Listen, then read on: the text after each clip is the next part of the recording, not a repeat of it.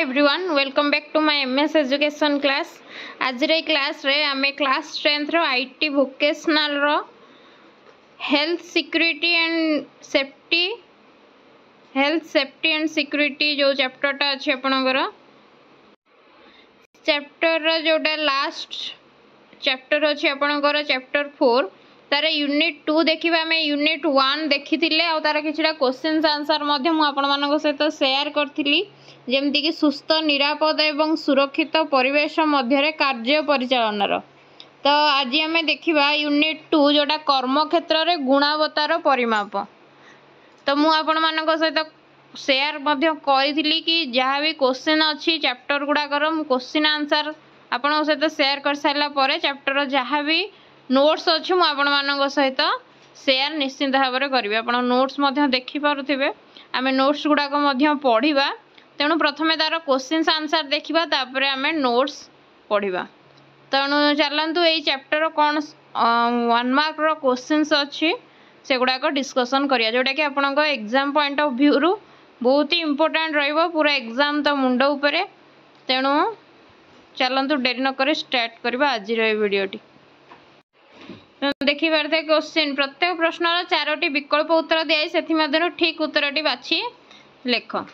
एक सुस्थ एवं निरापद कार्य परिवेश जोगाइबा पई प्रत्येक संस्था रे डैश रहिबा उचित परिष्कार परिच्छन्नता फिल्टर होइथिबा पानी सफा शौचालय उपरोक्त समस्त। तो एठी आंसर हे जो आपनकर 1 नंबर रो घ उपरोक्त समस्त माने परिष्कार परिच्छन्नता फिल्टर होइथिबा पानी सफा शौचालय तीनटांक मध्ये आवश्यकता रही। देन क्वेश्चन नंबर 2 देखिबा वायु प्रदूषण मुख्यतः आखपाख वायु रे डैश वृद्धि हेबा जोगु होइथाय धूली कठिन कणिकार मिश्रण गैस उपरोक्त समस्त। तो 2 नंबर मध्ये आंसर हे जिवो उपरोक्त समस्त घ हे जिवो आपनकर आंसर। मांसपेशी अत्यधिक व्यवहार आपणक डैश जंत्रणार कारण होई पारे बेक कांध हाथ गोड़ उपरोक्त समस्त। तो 3 नंबर आंसर हे जिवो मध्ये उपरोक्त समस्त जोटा कि 1 नंबर घ होची आंसर। मांसपेशी अत्यधिक व्यवहार आपणक बेक कांध हाथ गोड़ सबुद्रे जंत्रणार कारण होई पारे। देन क्वेश्चन नंबर 4 देखिबा संस्थार सुरक्षा विभाग डैश पाई दायी नुहे अन्यान्य सुरक्षा कंप्यूटर सिस्टम सुरक्षा वैद्युतिक सुरक्षा परिवहन सुरक्षा। तो कौन हो आंसर 4 नंबर ना ऑप्शन नंबर क हो आंसर अन्यान्य सुरक्षा। संस्थार सुरक्षा विभाग अन्यान्य सुरक्षा पाई दायी नुहे। 5 नंबर देखिबा एक संस्था पाई उपयुक्त सुरक्षा प्रणाली डैश ह्रास करिवो 1 नंबर क सॉरी 5 नंबर क देछि कोन ना दायित्व ख देछि बीमा ना ग देछि व्यावसायिक राजस्व घ देछि कंपनी रो परिचालना शुल्क। तो कौन हो आंसर 5 नंबर ऑप्शन नंबर घ हो आंसर कंपनी रो परिचालना शुल्क। देन 6 नंबर देखिबा मेसिन रे काम करियार समय रे डैश पिंधंतु नाही अलंकार सुरक्षा चश्मा मास्क ग्लोव्स। बहुत इजी क्वेश्चन। तो 4 नंबर आंसर है जो ऑप्शन नंबर क अलंकार मेसिन रे काम करिया समय रे आपण अलंकार पिंधंतु नाही। तळ पिठी रे जंत्रणा डैश कारण होई थाए बारंबार आगो को नई पड़िबा बैक सपोर्ट नथिबा चेयर रो व्यवहार ना अंटार सपोर्ट नथिबा दीर्घ समय धरि आगो को बंका होई बसिबा। तो 7 नंबर आंसर है जो ऑप्शन नंबर ग अंटार सपोर्ट नथिबा। तापर 8 नंबर देखिबा शोक चक्षु समस्यार समाधान पाई कौन करिबा उचित आखिपता न पकेबा समय समय आखि को विश्राम देबा सरल आखि व्यायाम करिबा ना व्यायाम करिबा ना आखिपता पकेबा। तो 8 नंबर क ख हे जिवो आपनकर आंसर समय समय आखि को विश्राम देबा एवं सरल आखि व्यायाम करिबा जोटा कि परफेक्ट आंसर। देन आमे 9 नंबर देखिबा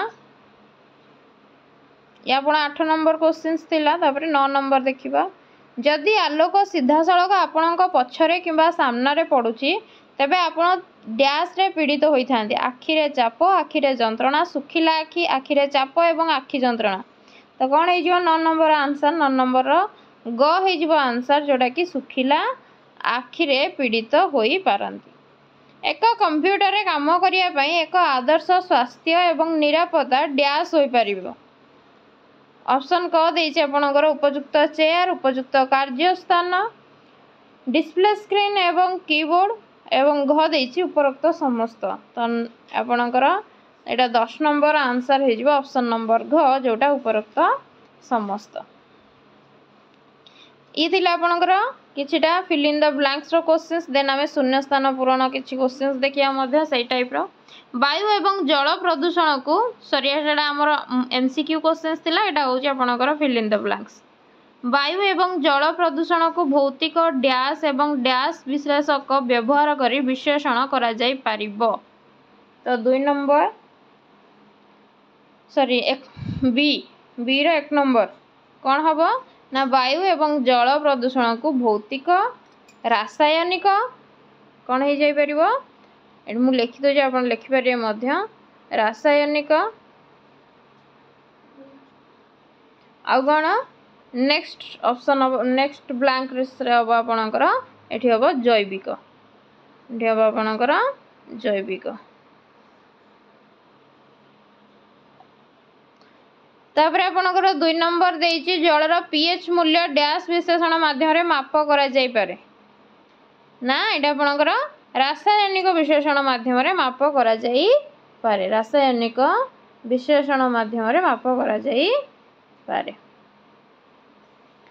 देन 3 नंबर देइछि परिसंस्थार स्वास्थ्य उपरे नजर रखिया पई डैश सूचक गुड़िक व्यवहृत हुए ना माइक्रो बायो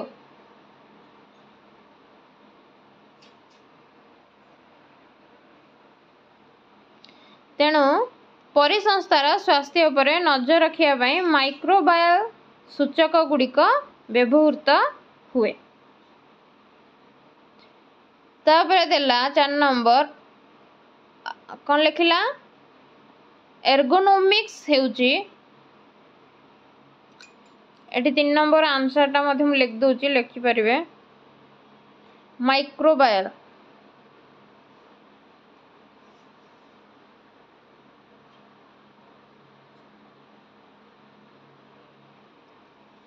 चार नंबर है जिवा आपनकर डिजाइन ना एर्गोनोमिक्स हेउची डिजाइन एवं जिंस गुडी को व्यवस्था करबा सहित जड़ित विज्ञान। एठी आपनकर है जिवो कोन ना डिजाइन।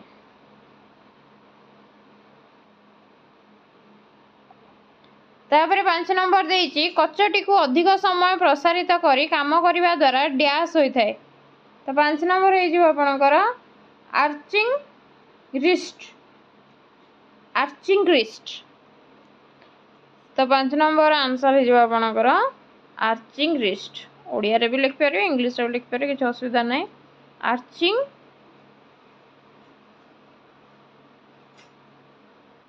रिस्ट।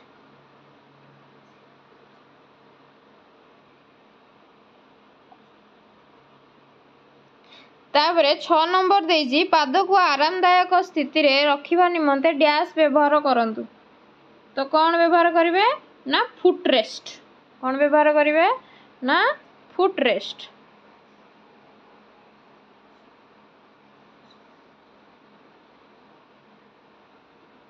7 नंबर देखिए जदि एक कॉर्ड किंबा तार एक पथ मध्य दे अतिक्रम करुछि तेबे डैश एहाकू द्वारा चिन्हित करा जिबा उचित। 7 नंबर ना हाजर्ड टेम्प, हाजर्ड टेम्प।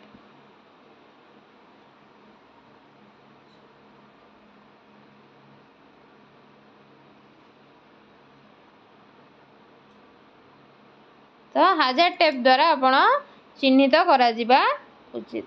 लूज कॉर्ड एवं तार डैश द्वारा सृष्टि करी पारे। 8 नंबर हे जो आपणकर वैद्युतिक विपत्ति सृष्टि करी पारे। 8 नंबर आंसर हे जो आपणकर वैद्युतिक विपत्ति सृष्टि करी पारे।